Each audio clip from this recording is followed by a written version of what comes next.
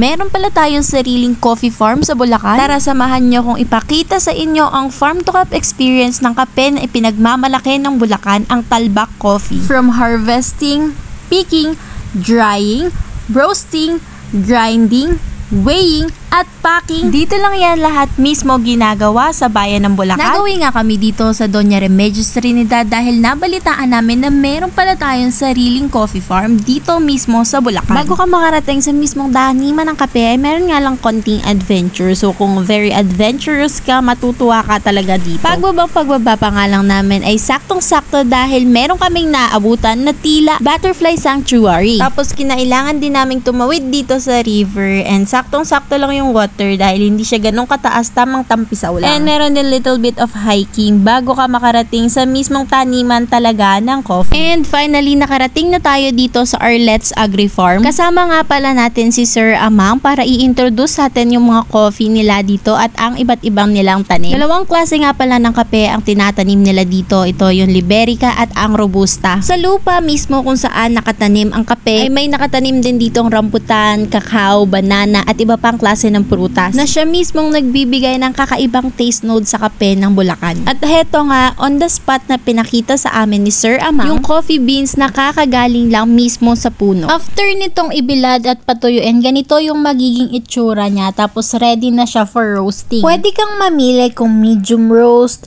medium to dark roast, at saka dark roast. Tapos dalawang klase yung coffee dito, which is Robusta and Liberica. Meron ka ding option kung bibilin mo is beans or yung ground coffee na. So ganito yung process ng kanilang pag-ground ng coffee. And then finally, magpo-proceed na sa weighing, tapos sa repacking. Then tada! Ready na ang Talbak Coffee, ang kapeng ipinagmamalaki ng Bulacan.